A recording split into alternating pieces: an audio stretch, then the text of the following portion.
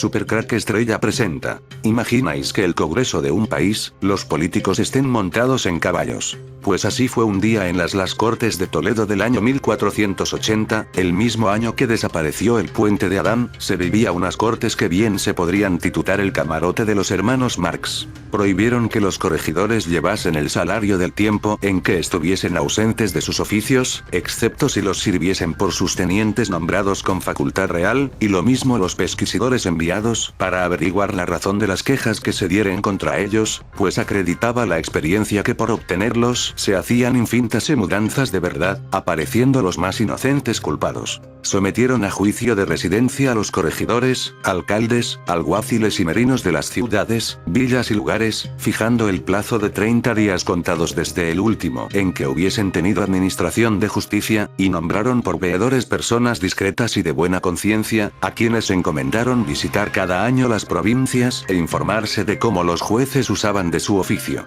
de si se hacían torres o casas fuertes en la comarca, y si sus alcaides o dueños alteraban la paz pública, del estado de las cuentas de propios de los concejos, no para tomarles los reyes cosa alguna de sus rentas, sino por refrenar la malversación de sus caudales, de las reparaciones que pedían los puentes, pontones y calzadas, de las diligencias que se practicaban a fin de conseguir la restitución de los términos comunes usurpados, y de inquirir si las derramas hechas por los concejos sobre los pueblos fueron cobradas y gastadas, y en qué se gastaron. Nobles montados a caballo, la iglesia por un lado, el ejército por otro, unos diciendo un discurso en una esquina, y en otra esquina otros diciendo otro discurso.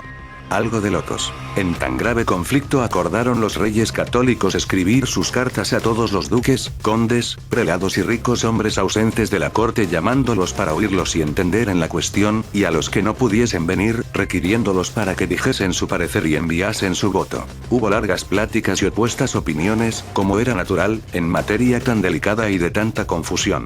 Los reyes dieron comisión a Fr. Hernando de Talavera, grave y docto religioso, de proponer lo más conforme a razón y justicia, y por su consejo anularon muchas mercedes de juro de heredad y de por vida hasta la cuantía de 30 cuentos de Mrs. Unos lo perdieron todo, a otros les quitaron la mitad, el tercio o el cuarto, y algunos más afortunados conservaron lo adquirido, porque lo habían bien merecido sirviendo con lealtad. El rigor no alcanzó a las iglesias, monasterios, hospitales y personas pobres, que conservaron los Mrs. El pan, las tercias y demás cosas debidas a la liberalidad de los reyes antepasados. Murmuraron los descontentos, pero se resignaron con su suerte, considerando la justicia y la necesidad de la reforma, la cual fue, sin embargo, más templada que rigorosa, pues todavía revocó Isabel la Católica en su testamento varias mercedes que hicieron los reyes sus antecesores, y ella misma en los primeros años de su reinado. Las reformas legislativas introducidas por los reyes católicos en las Cortes de Toledo de 1480 no satisfacían sus deseos de legar a la posteridad una compilación de leyes, ordenanzas y pragmáticas, descartando las superfluas, suprimiendo las derogadas, declarando las dudas, evitando las contradicciones, y en fin, formando un verdadero cuerpo legal que fijase el derecho y facilitase la administración de la justicia, que carecía de regla cierta, y fluctuaba a merced de las caprichosas interpretaciones de los jueces y abogados. El ordenamiento de Alcalá, los fueros municipales, el realo de las leyes, y como supletorio, el libro de las 7 partidas, con más todo lo mandado y establecido por los reyes en cortes según los casos y negocios que ocurrían, eran las diversas fuentes del derecho que regía en Castilla al declinar el siglo XV.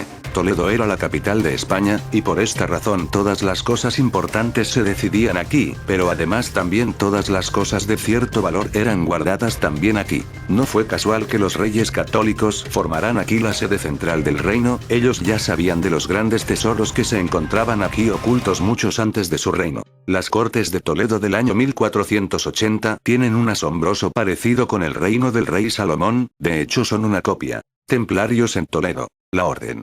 A modo de introducción histórica, la Orden del Temple, o pobres comilitones del Templo de Salomón, fue fundada para la defensa de los santos lugares y a los peregrinos que a ellos marchaban. Hugo de Payens y otros 8 caballeros son los fundadores de la orden, un total de 9, quienes llegarían hacia 1118 a Tierra Santa para defender los sagrados lugares de las invasiones musulmanas, y proteger las ruinas del templo sagrado. Su nombre proviene de este templo de Salomón, entregado a la orden por el Papa Balduino II, en premio a las labores realizadas en estas tierras. Recordemos que el monasterio del Escorial es una representación del templo del rey Salomón. Hacia 1170, unos 50 años después de su fundación, la orden contaba ya con caballeros en diferentes países de Europa, y comenzó la escalada de riqueza que llevaría a su persecución final.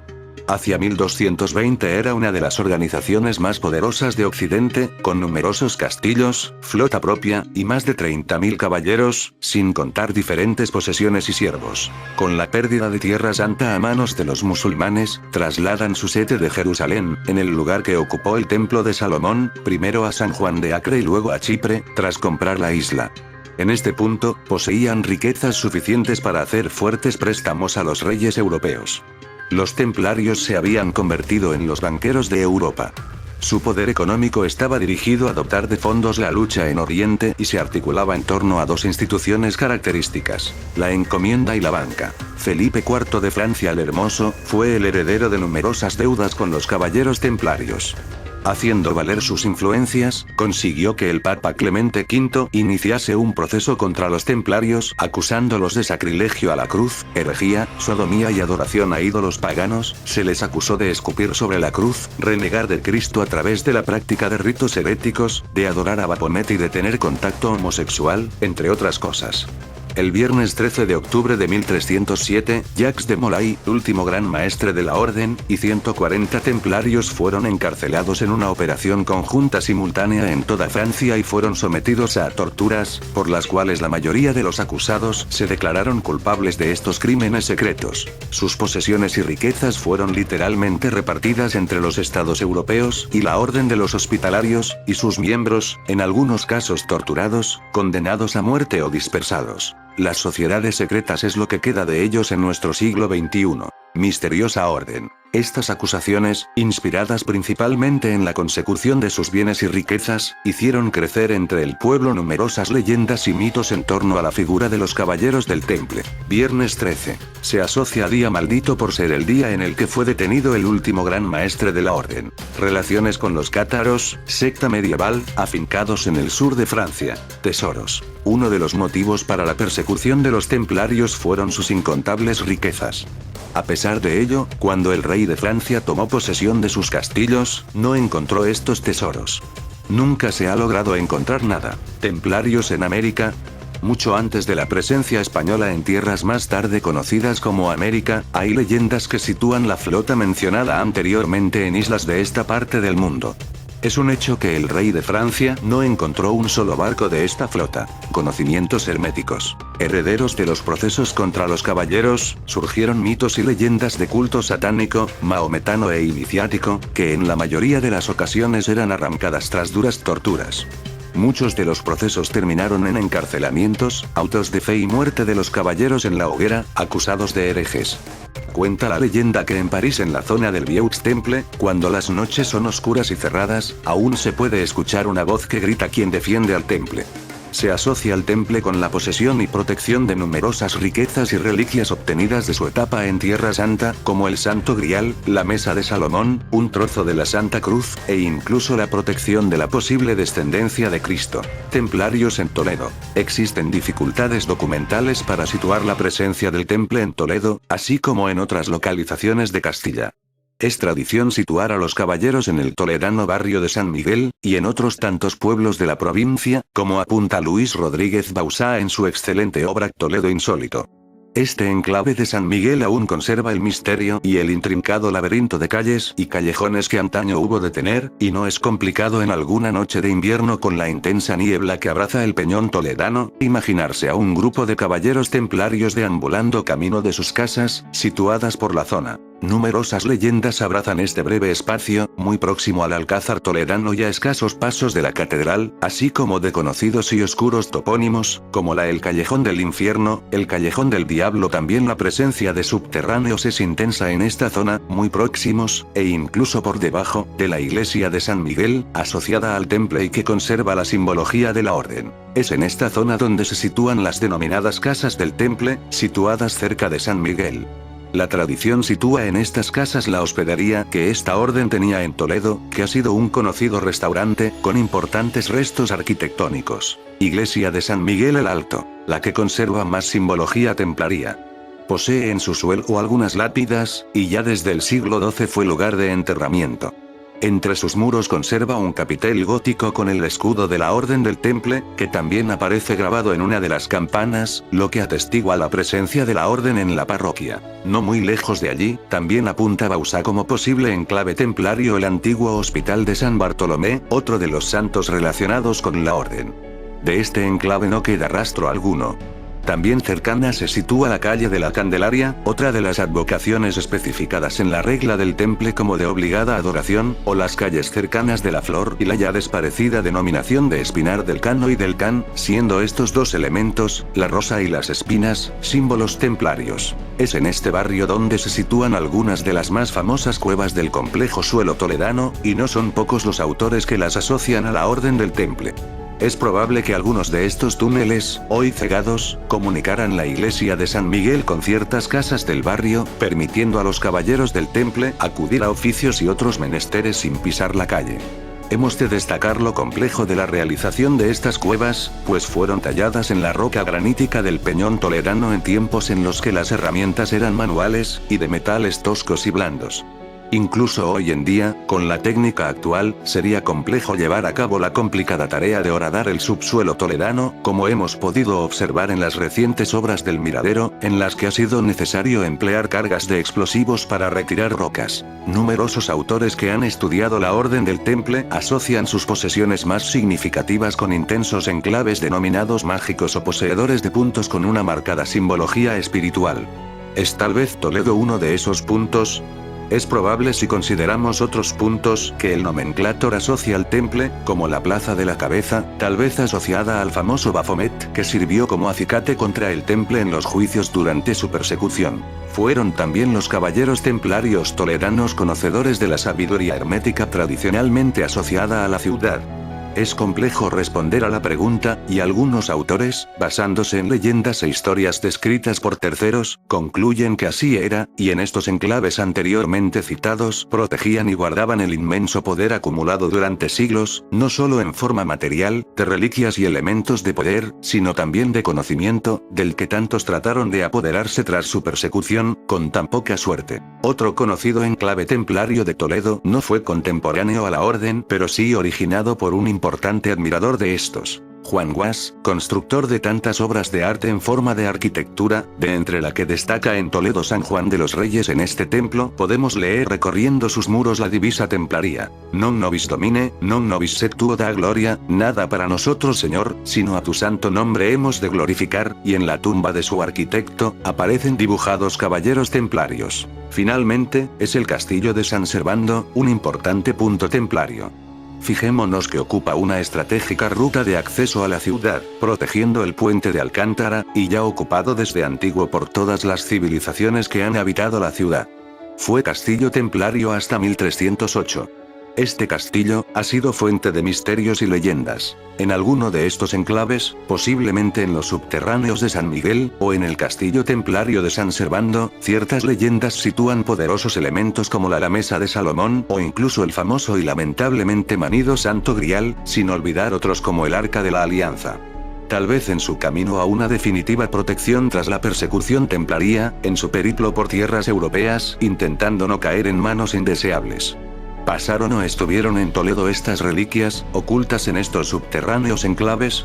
Es un misterio que nadie podrá solventar fácilmente, pues ningún dato tangible lo avala, aunque curioso sea que notorios ocultistas han pasado o se han establecido en la ciudad buscando las riquezas templarias o estos elementos de poder. Tendremos que recordar la misteriosa visita en 1940 del nazi fundador de las SS Heinrich Himmler a la ciudad de Toledo. Ver fotografías subiendo las escaleras del Ayuntamiento de Toledo, tenebroso personaje conocido por su denostado interés por temas de ocultismo y perseguidor acérrimo de estos objetos de poder. La Ahnenerbe, sección ocultista de las SS nazis, siguió el rastro en nuestro país del Arca de la Alianza y el Cáliz de Cristo, armas que harían invencible al Tercer Reich. Heinrich Himmler recorrió el mundo en busca del origen del pueblo ario, de pruebas de su superioridad racial y de objetos de poder que le permitiesen dominar el planeta. La organización ocultista también estuvo en España.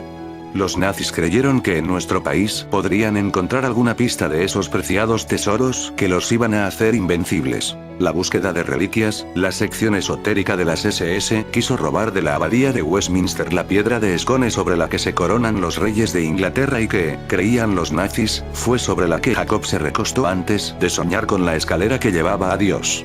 Pero el Tercer Reich no consiguió hacerse con esa poderosa arma. De entre todos los objetos de poder que buscó la Ahnenerbe, la pieza más codiciada por la sección ocultista de las SS era el Santo Grial, que utilizó Jesús en la Última Cena y que recogió su sangre cuando moría crucificado. Se supone que José de Arimatea lo llevó a Europa, y que los cátaros fueron los últimos en guardarlo en el Languedoc francés. Allí, en las ruinas de Montsegur, lo buscó infructuosamente uno de los miembros más destacados de la Ahnenerbe, el ocultista Otto Rahn. Tras el fracaso de este gurú del esoterismo nazi, Himmler visitó el monasterio de Montserrat y preguntó por el cáliz. Como señala Ramila, el Reichsführer quiso visitar los pasadizos subterráneos de la montaña, muy cercana a Montsegur, pero el padre Ripoll, que hacía de anfitrión, rechazó la solicitud. Miguel G. Aracil cuenta en Himmler en Montserrat, en busca del Grial, que el líder de las SS exigió ver todos los documentos del monasterio que estuviesen relacionados con el cáliz. Ante la negativa del padre Ripoll, Himmler gritó: «Todo el mundo en Alemania sabe que el Grial está en Montserrat». Aracil cuenta también que el Reichsführer se negó a besar la imagen de la Virgen Negra de Montserrat, la Moreneta, y demostró su ignorancia cuando, mientras visitaba el museo del monasterio, al ver unos restos de un hombre íbero de grandes dimensiones, aventuró que se trataba sin duda de un guerrero nórdico. Cuando el padre Ripoll le explicó que era un íbero, no un nórdico, el nazi aseguró enojado que los íberos eran oriundos del norte de Europa. Según cuenta Janire Ramila en Operación Trompetas de Jericó, otro de los tesoros que ambicionó la Ahnenerbe fue el Arca de la Alianza. Su búsqueda llevó a la sección arqueológica de las SS hasta España. Según las Sagradas Escrituras, Dios ordenó a Moisés construir un arca como símbolo de la alianza entre él y el pueblo de Israel. Los judíos la construyeron y guardaron en su interior las tablas con los 10 mandamientos, la vara de Aarón y maná en un jarrón dorado. Se trataba de un arma poderosa, pues tocarla provocaba la muerte, y poseerla otorgaba la victoria. Con ella, 40.000 hebreos marcharon durante 7 días alrededor de la ciudad de Jericó. El séptimo día los sacerdotes tocaron sus trompetas y la muralla de la ciudad se derrumbó. Pero a los nazis de la Ahnenerbe se les presentaría un problema en caso de encontrar el arca. Según la tradición hebrea, solo un gran rabino judío podría abrirla sin morir, porque para ello era necesario conocer el verdadero nombre de Dios. Únicamente mediante la cabalística, o ciencia que persigue la comprensión de lo divino a través de los números y las letras, podrían los nazis conocer el nombre de Dios y abrir el arca. La Ahnenerbe buscó un cabalista judío, y lo encontró en Auschwitz. El cabalista, que no quería volver al campo de exterminio, se calló el hecho de que, según la tradición, tras la muerte de Jesús en la cruz y el posterior desgarro del velo del templo de Jerusalén, el pacto entre Dios e Israel se rompió, y el arca perdió su poder. Ramila asegura que el cabalista dirigió a la Ahnenerbe hasta la comunidad judía de Toledo. Allí los nazis debieron encontrar alguna pista del arca, porque poco después el almirante Wilhelm Canaris, máximo responsable del espionaje de la Wehrmacht, decidió dirigirse al madrileño Museo Arqueológico Nacional, donde creía que podría encontrar el arca entre una colección de piezas del antiguo Egipto supuestamente recopiladas por una logia masónica. Sin duda los nazis no lograron hacerse con este potente arma, porque perdieron la guerra. El investigador ocultista José Ignacio Carmona Sánchez, en su estudio histórico Toledo y la Mesa de Salomón, entre Estila y Caribdis, relaciona al Grial con el castillo de Montalbán y la iglesia de Santa María de Melque en Toledo. Especulaciones que vincula, sin pruebas históricas, con la leyenda de la Mesa de Salomón y con tradiciones cabalísticas. Misterios y leyendas de la iglesia de Santa María de Melque. La iglesia de Santa María de Melque, con apariencia humilde e inofensiva, guarda dentro de ella una gran cantidad de historias y leyendas que, de ser ciertas, dan una categoría suprema como lugar de obligado paso. Una historia que guarda especial relación con tesoros, pasillos subterráneos y, como no, los templarios. La iglesia de Santa María de Melque se encuentra ubicada en San Martín de Montalbán, un pequeño pueblo de no más de 1000 habitantes que fue fundado en 1531, cuyo nombre se debe al nombre de un santo cuyo culto fue muy extendido en Castilla. Aquí en el castillo de Montalbán se encuentra junto a su entrada de forma tan muy ruinosa un dolmen. Un dolmen se pone en lugares que desprenden energía. De alguna forma, nos conectan con la naturaleza, y por eso hay muchos movimientos que hoy en día los reivindican. Están colocados en sitios muy especiales. Simbolizan poder, fuerza, unión con la naturaleza. Y también lo simbolizan hoy. Muchas iglesias están construidas sobre dólmenes, muy cerca, como se puede ver en la primera foto, del castillo de Montalbán en San Martín de Montalbán, Toledo, está este grupo de piedras que a pesar de su aspecto de abandono, dan sensación de ser los restos de un dolmen. No me consta que esté documentado como tal. Si hubiese un vórtice en este amontonamiento de piedras, una vez más la radiestesia podría ser muy útil a la arqueología para ubicar un nuevo dolmen. Eso demuestra que algún tipo de ritual de magia negra se realizaba en la entrada del castillo, la apertura de un vórtice dimensional por donde aparecían seres del otro lado, que entraban en el castillo después de ser invocados mediante rituales de sacrificio. La iglesia de Santa María de Melque guarda una estrecha relación con el castillo de Montalbán que se encuentra cercano a la iglesia. Existen muchos testimonios de pastores que veían estupefactos como algunas de sus ovejas se perdían en las inmediaciones del castillo para posteriormente aparecer en Melque, muy probablemente debido a la existencia de túneles subterráneos que conecten ambos lugares. Los túneles subterráneos construidos en los montes de Toledo fueron una importante vía de salida de la gran ciudad para facilitar la huida.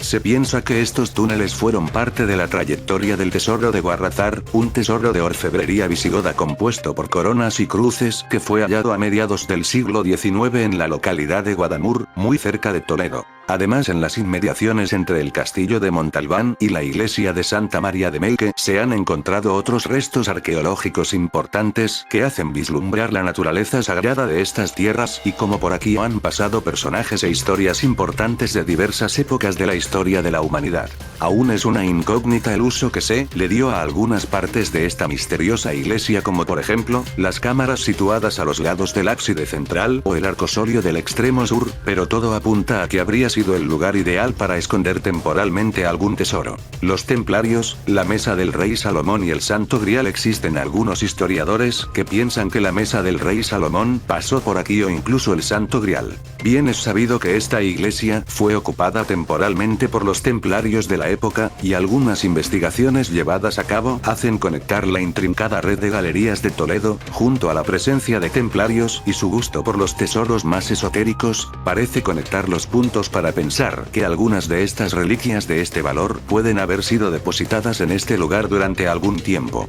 La mesa del rey Salomón, la cual estaba hecha con esmeraldas y oro, fue pasando de unas manos a otras desde su construcción en el año 950 a.C.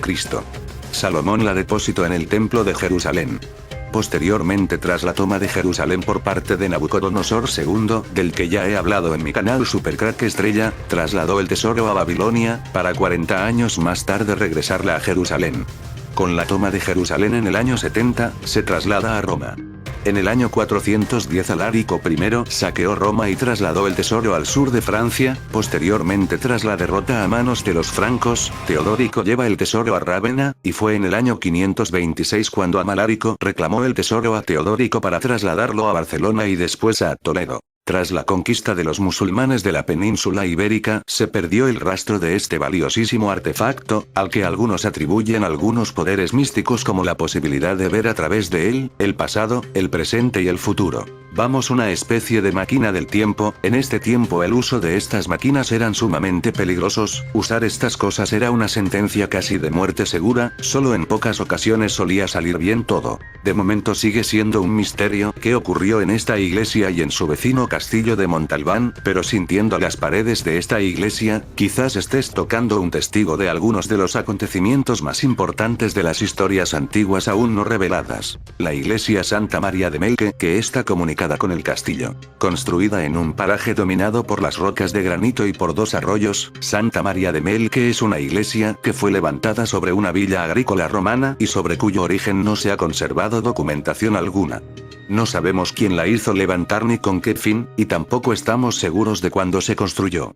Sí sabemos que formó parte de un conjunto monacal más amplio, del que todavía quedan restos, y también que estaba siendo utilizada como establo y pajar cuando en 1907 fue descrita, y, por tanto, redescubierta, por don Jerónimo López de Ayala.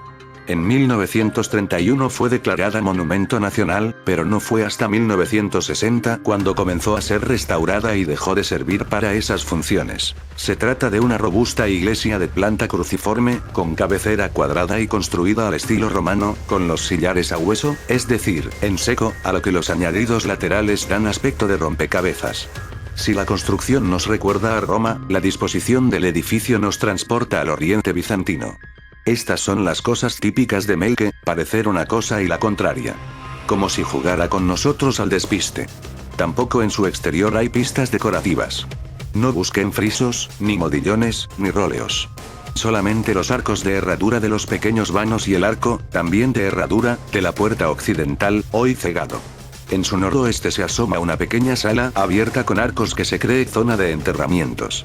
En su interior uno se percata del volumen de sus muros, casi tan gruesos como sus años de historia, y ese peso parece también caer sobre nuestros hombros. La monumentalidad de Melque se nos revela ahora, toda abovedada, con un cimborrio sobre el crucero con 4 ventanales y bóveda de arista.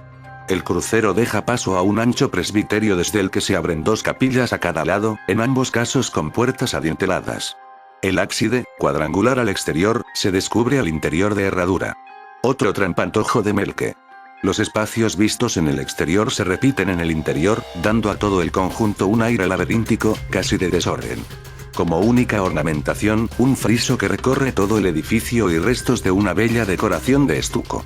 También destaca en Melque el arcosolio del fondo sur del crucero. Un lugar destinado seguramente al entierro de alguien muy importante, del que nada sabemos ni ninguna pista se ha encontrado en las diferentes prospecciones. ¿Fue Melque en origen un mausoleo que nunca llegó a utilizarse? Todos los arcos en Melque son de herradura, también por supuesto los de las bóvedas, pero mientras los de la nave central son de tipo visigodo, el resto lo son del llamado tipo mozárabe. Y aquí tenemos, muy resumido, el debate que lleva girando en torno a Santa María desde su redescubrimiento. Mozárabe para Gómez Moreno, que así la incluyó en su magnífico Iglesias Mozárabes. Arte español de los siglos IX así, visigoda para otros autores, visigoda posteriormente reformada para otros, la hipótesis más aceptada es la de un mozarabismo tan temprano que todavía rezuma elementos visigodos. Quizá erigida en el Esbiri, la comunidad religiosa debió de abandonarla en el SX en el 11, se cree que se instaló una población musulmana que fortificó el conjunto. La torre sobre el cimborrio sería de esta época, convirtiendo así Melque en atalaya defensiva. Pero la discusión sobre Melque continúa, y continuará gracias a los muchos estudiosos que han caído bajo su embrujo, dispuestos a desentrañar el misterio. Y precisamente de un misterio he comenzado hablando en este artículo. Bueno, más bien de un tesoro. ¿Qué tiene que ver Santa María de Melque con la mesa de Salomón?, se preguntarán. Cuentan las leyendas que hace mucho, mucho tiempo, las ovejas de los pastores desaparecían en las inmediaciones de Melque como si la tierra las tragase. La presencia de este portal dimensional del que hablé antes, del que salían demonios ángeles caídos para entrar en el castillo, hacía que de forma accidental estas ovejas entraran en el portal dimensional y desaparecieran. Así se empezaron a elaborar las historias sobre los túneles excavados bajo la iglesia y que llevarían directamente al castillo de Montalbán, a unos 10 kilómetros de Santa María. Por favor, no se lo pierdan porque es una de las fortalezas más impresionantes de nuestro país. Se levanta en lo alto de un cortado de más de 100 metros de profundidad sobre el río Torcón, desde el que las vistas del paisaje son excelentes. Aunque su origen es árabe, el aspecto y el tamaño de lo que hoy vemos se debe a la obra de la Orden del Temple, encargada de su reforma tras la Reconquista de Toledo. En esos túneles cuentan que quizá todavía se halle la mesa de Salomón. Ya, me dirán que solo son leyendas, pero recuerden que otro tesoro, el de Guarrazar, apareció muy cerca de aquí, en Guadamur, perfectamente empaquetado en hormigón romano después de que unas tormentas removieran los terrenos de unas huertas. Es lo que tienen los tesoros, que aparecen donde uno menos lo espera. Un objeto peculiar la mesa. ni sabemos si llegó a existir, ni sabemos exactamente cómo era y, sin embargo, muchos la han buscado y la siguen buscando, pues quien la posea dominará el mundo entero, aunque otra de las versiones nos recuerda que el día que la mesa aparezca, comenzará el fin de los tiempos. Si esto último fuera verdad, llenar de agujeros Santa María de Mel que no nos saldría muy a cuenta, ¿no creen? Precisamente hay tesoros que lo son porque no han sido ni serán hallados jamás. Aunque en este caso el verdadero tesoro es poder disfrutar de lugares como Santa María de Melque y el castillo de Montalbán, recordar todas sus leyendas, su historia, y a los visigodos, mozárabes, musulmanes y templarios que pasaron por ellos. De verdad, hay pocas cosas mejores y más valiosas. Estos últimos meses se está formando un revuelo en torno a los subterráneos de la ciudad tipo la famosa cueva de Hércules que Toledo oculta. También siempre se ha sabido que estos subterráneos podrían contener fabulosos tesoros que numerosos investigadores han intentado buscar desesperadamente durante siglos. Entre ellos, la Mesa de Salomón. Se trata de un tesoro que estuvo guardado en el templo de Jerusalén hasta el año 70. Salomón, hijo de David, rey de Israel, construyó la mesa en un viaje a España en el año 1030 a.C. Y se cuenta que el viaje lo realizó en naves que podían volar. Todos están de común acuerdo en que según las profecías antiguas árabes y judías, el que posea la mesa de Salomón, poseerá el mundo. Y no andan muy desencaminados, pues la comparan en muchos casos con el Arca del Pacto o de la Alianza que Moisés construyó a los pies del monte Sinaí en Arabia, ya que creían, y creen aún, que el que encuentre y posea el Arca del Pacto será también dueño del mundo, pues incluso dejándose llevar por esa antigua profecía, el director y productor de Hollywood Steven Spielberg, filmó su primera versión o película de la serie de Indiana Jones en busca del Arca perdida. Pues saben el poder inmenso que tenía el arca, con la cual se comunicaba Jehová el Dios del pueblo de Israel, dándoles directrices y mandamientos por medio del sumo sacerdote. Volviendo a la mesa de Salomón, muchas versiones antiguas y escritos sobre todo árabes o visigóticos hablan del paradero de la mesa de Salomón, sin saber a ciencia cierta cuándo y cómo se pudo ver por última vez, y dónde puede estar el paradero de esa mesa tan preciada y tan fabulosa, pues unos piensan que puede estar enterrada en uno de los túneles en Jaén o en Toledo dentro de la cueva de Hércules.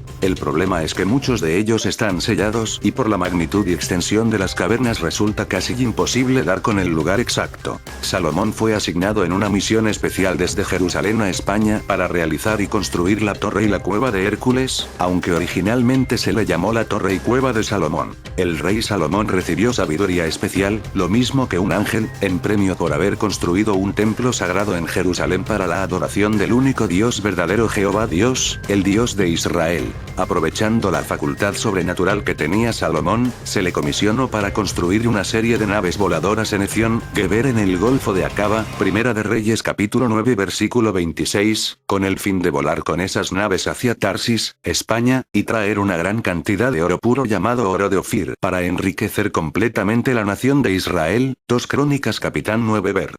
21. Y realizar en España una obra arquitectónica sobrenatural con un instrumento técnico a manera de ordenador supermoderno que podría concebir estructuras lineales geométricas, transformando esas líneas materiales de esos modelos geométricos arquitectónicos designados en el ordenador. Dios le concedió también al rey Salomón el poder atrapar a los djinns, genios o espíritus tramposos, que concedían deseos, los cuales encerraba en botellas y que sellaba poniendo en la tapa la estrella de David, lo cual no permitía que escaparan. De ahí viene el mito que desde niños hemos escuchado de los genios de la lámpara, Aladino. Regresando a lo de las naves y el por qué se dice que podían volar, reflexionemos un poco al respecto. Tanto en la antigüedad como en tiempo moderno, hubiera sido una imposibilidad para la navegación marítima realizar este viaje, ya que para recorrer una ruta marítima desde el Golfo de Acaba, saliendo del puerto de Ezión Geber, primero tendría que salir para llegar al mar Mediterráneo, y atravesar por un canal o un supuesto canal inexistente desde el Mar Rojo hasta el río Nilo, y pasar luego hasta el Mediterráneo. Después tendrían que atravesar o circunnavegar el continente africano desde el norte hasta el sur, y volver a subir hacia arriba, y llegar de nuevo al Mediterráneo, pasar por el estrecho de Gibraltar, hasta llegar a la desembocadura de un supuesto puerto en Cartagena, donde tenían los fenicios puertos marítimos de comercio, luego marchar por ruta terrestre atravesando montes, vaguadas, ríos y tierras inexploradas en España en aquel tiempo hasta llegar a Toledo, y... ¿con qué planos?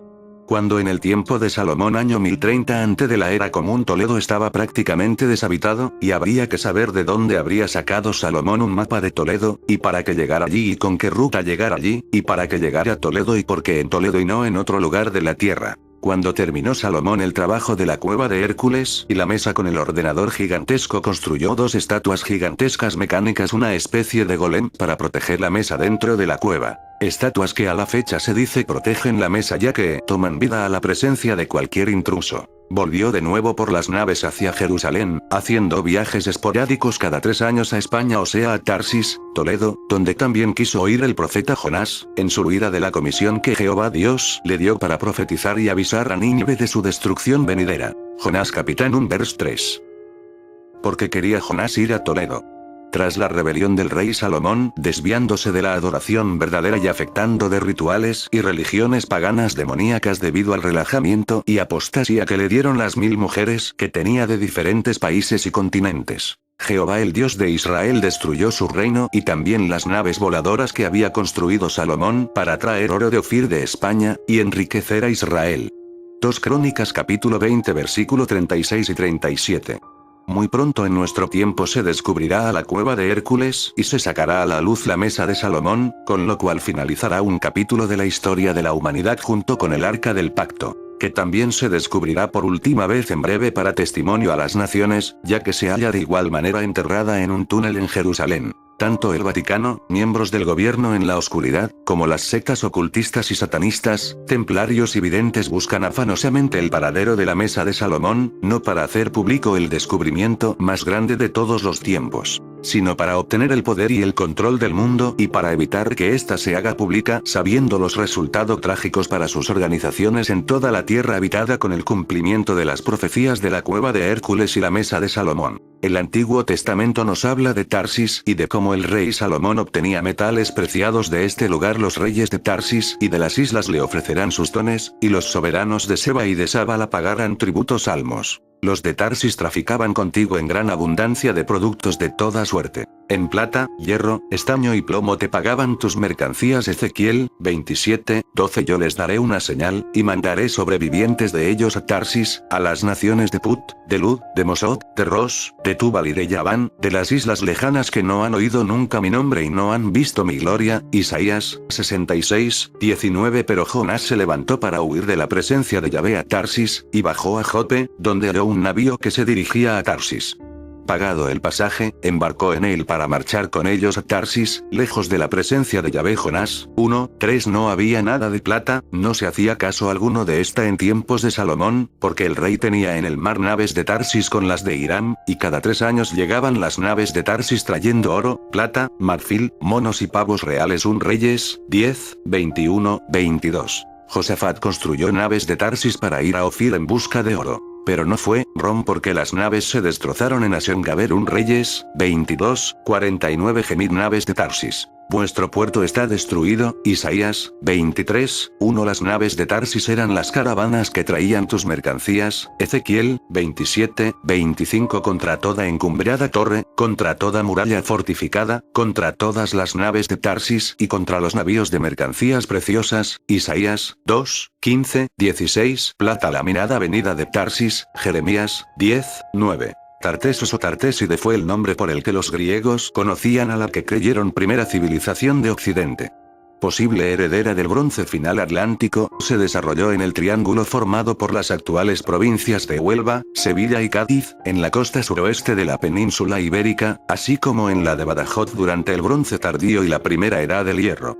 Se presume que tuvo por eje el río Tartesos, que pudo ser el que los romanos llamaron luego Betis, antes Oleum Flumen igual río de aceite, y los árabes Guadalquivir en tiempos de Salomón. Salomón y la reina de Saba.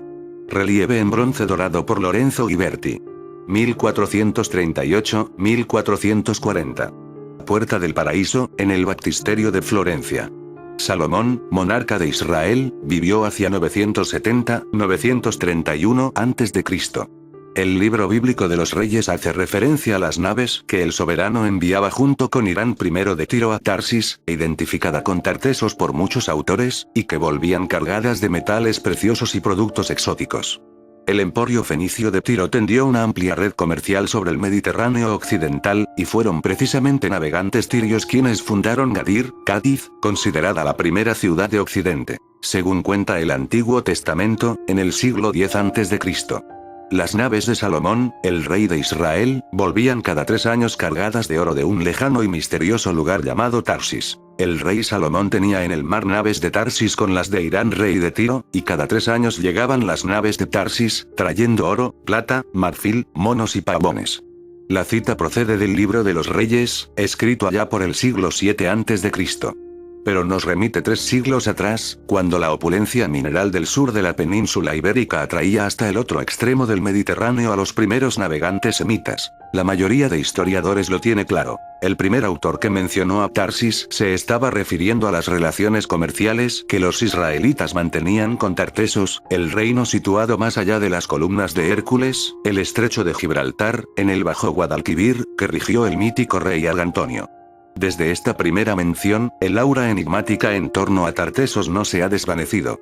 Viajeros, filólogos y arqueólogos se han lanzado durante decenios a la búsqueda de los restos de aquella civilización que floreció entre los años 1500 a.C., para desaparecer luego y caer en un olvido silencioso que ha durado hasta hace poco, inmersa en una nebulosa de incertidumbres y conjeturas. En fin, amigos de Supercrack Estrella, si el video te gustó, pulgar arriba.